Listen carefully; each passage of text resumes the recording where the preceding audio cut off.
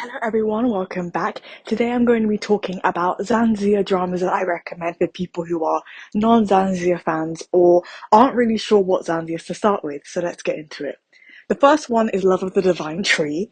This Xianxia is very well paced, very well executed, with a really powerful theme of morality and righteousness, as well as hope and redemption. It stars dengwei and juliaxiang. Their performances are amazing. It's very visually pleasing. It feels like a drama that has CGI that was made in 2025. It feels very futuristic. It looks amazing. The costumes are great, the acting is great, the storyline's really engaging. I don't think there's going to be a moment you're going to get bored in this drama. It is a 40 episode drama. If you're not into long dramas, that's okay, pace yourself. But I will say that it's a wonderful story. The drama is called Love of the Divine Tree, and it is about two people who are in love with each other, but it's not really just about the love story. It's also about trying to make do with any wrong that you feel like you've done and allowing yourself to be forgiven. Their love story is a very complicated one, and you go through the story not really just focusing on their romance, but also how they even get to the point where they become a couple, how they even get to the point where they defeat all the evil in the world that they exist in, and how they get a happy ending. And it is a great story, and I like that it's a Zambia that isn't really just focused on romance. The romance is not really the most important part of the story. It's that theme of morality and righteousness, and I think if you haven't watched Zanzibar before, this is a really good one to start with, because compared to a lot of other Zanziars, particularly Zanzibar romance stories, this one has a lot less toxicity in it. I have literally seen way worse when it comes to like toxic couples, just toxicity in general. So this one is a really good one to start with, and I really do recommend it. The second one that I would recommend, I don't like this one too much, but I have to say that when it comes to toxicity, it's really not that bad. So it's Ancient Love Poetry, and it stars Zukai, and the female lead is played by, let's see, hold on a second. I know her name, I forget sometimes. It's played by Ju Dongyu. And I don't like this drama too much because I think they spent too much time on the exposition. But the love story within it is really sweet, and you do get like a good 10 episodes just getting into their love story. This is a Zandu that mainly focuses on gods and gods becoming immortals and then becoming gods again. So it's a little bit different from other Zanzias, but it does primarily focus on the romantic story between two gods who lose their memory and then become immortals.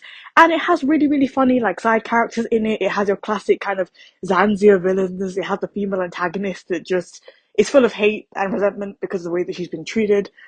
It's very like basic in terms of like a Zanzia plot, but I think it's fun and fairly light-hearted.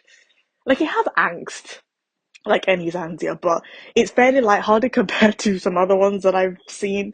So I would watch this one too if you just want something a little bit tame, but still with like a healthy amount of angst. The next one I'll recommend is 10 Miles of Peach Blossoms. This is one of the ones where it's like, it's really toxic, and if you really can't handle toxic love stories, like, you won't like this. This one is set in, the heavenly realm, and the female lead is a fox, and the male lead is a prince of heaven, and they fall in love when she's on a mortal trial, and he comes to Earth to, like, save some people, and they go through this whole, like, terrible journey because he's unable to pretty much protect her. Now, you're probably thinking, why would you even recommend that to me? Because somehow, it's still a really fun story to watch, and I've rewatched it multiple times because the romance is so well done in that drama that, like, even though you're fully aware that the male lead is like the most toxic person you've ever seen in your life, you still you still enjoy the romance. Do I want her to like get away from him as far as possible? Yes. But I love their romance story and I love their love story, and I ship the romance. I don't want to say ship them as a couple because he's really problematic, but I just can't help but just love rewatching the romantic scenes of that drama. It's really well done in terms of the love story. I think that's why I recommend it to people, because I'm like, the music, like the OST, plus the way they film the scenes, the good acting from markchao, who plays male lead, and Yangmi, who plays the female lead, all of that is just gonna give you the feelings you need to get past all the nonsense that's in that drama. It also has a female antagonist that is the most annoying female antagonist in the world, and you might want to skip some of her scenes. Her name is Jin, played by Maggie Chuang, but hey, it's your cup of tea. I'm just throwing out recommendations. The next one that I recommend, and the last one I'm going to recommend, to be honest, is Ashes of Love. Actually, it's not going to be the last one. I've got one more for you. Ashes of Love. So Ashes of Love stars Yang Ji and Deng Lun, and as well as luoyunxi. Luoyunxi plays the second male lead. I like this drama because, in my opinion, the overarching theme is actually about generational trauma and how generational trauma affects people and affects people's romantic relationships. Because this drama, again, is full of toxicity, not from the male lead particularly, but mainly from the second male lead, and kind of also the female lead, but it's not really her fault. There's a really complicated reason as to why she does some really terrible things to the male lead, and it's difficult to kind of forgive her after those things, but you somehow end up like overriding it, right? Because it's very complicated in that the main reason why the female lead is the way that she is, once you watch the drama, I think you understand why the person that made her that way did it. It's definitely a show about trauma and how it affects people, and like just the ripple effect of trauma. And I think that's why I recommend it, because it has all the angst of Azanzia, with as well, I think, a really important lesson about trauma and the results of it and the consequences of it as well. The last one I'm going to recommend is Love Between Fairy and Devil. You probably heard of it, you probably watched it. If you haven't, you really should. It stars Dylan Wang, and it stars Esther Yu, and it's a beautiful story about a fairy and a devil who fall in love. Again, although it's called Love Between Fairy and Devil, I wouldn't say that the primary focus of the drama is romance. I would say it's maybe about like the male lead kind of learning how to open himself up after being emotionally closed for such a long time.